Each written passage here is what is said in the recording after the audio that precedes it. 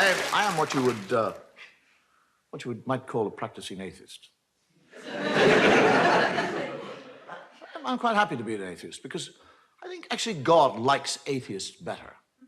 We never ask him for anything.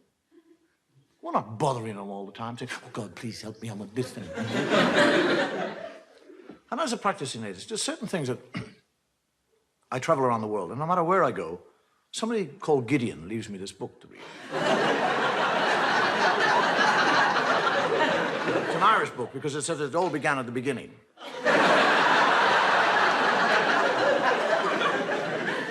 There are certain things that, when I read the Bible, and I do read the Bible, that I find difficult to understand. I mean, if God has been there forever, what was he doing before he got to us?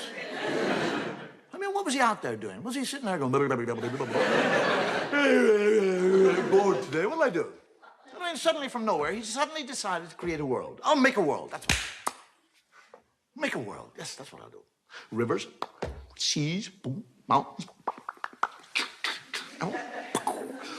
boom, everything's there. I want a garden. I'd like a nice garden. Whack! Garden me. Hate gardening. Need a garden. Ah, gardener, spit and dust. Adam. Hey! And he, Adam, never once says, where in the name of God did I come from? I mean, he's 40 years of age. He has no child, he has no recall. He doesn't say, how did I get here? But he's quite happy. He just kind of trundles around the garden, working away. And God is looking at him. And he sees that Adam is happy.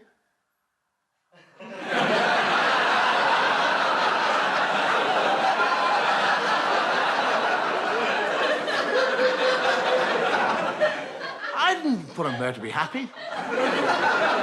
I'll put a stop to that. And God, during the night, sneaks down like a thief and steals, doesn't ask, doesn't request, steals it. His rib. And from his rib, he makes woman. And Adam wakes up in the morning, he's a real thickie. He's lying there, and there's somebody else, he doesn't say, where did you come from? How the hell did you get here?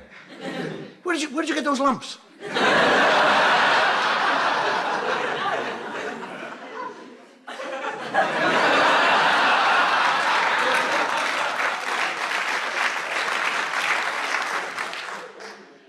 Just goes out and goes gardening. And God comes down and has a conversation with Eve and tells her that she can eat of any fruit in the tree in the whole garden with the exception of one fruit tree. He's talking to a woman. He actually tells her not to eat of the fruit. And then when she said, which tree can't I eat? He said, that one over there. He points it out to her.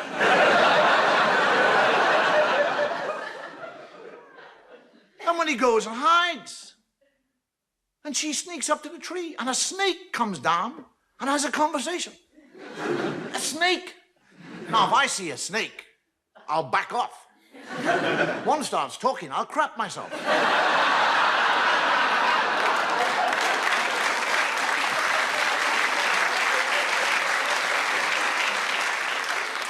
And the snake actually convinces her to eat the apple. And she eats the apple. And when she eats the apple, she learns shame. That's what happens when you eat apples. Now, she's not ashamed that she's disobeyed God or that she's eaten the apple. She's ashamed of one part of her body. That's all. She becomes ashamed of that area of the body. Now, why that area? Why not her elbow? Her nose. Do you actually realize that if Eve had been ashamed of her nose, every woman in the world now would be ashamed of your noses? You'd all be sitting here tonight with little nose knickers on.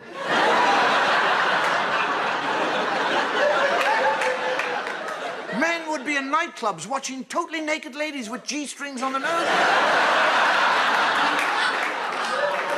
Take them off. Oh, I saw a nose. And this is the book that you'll go into court and place your hand upon.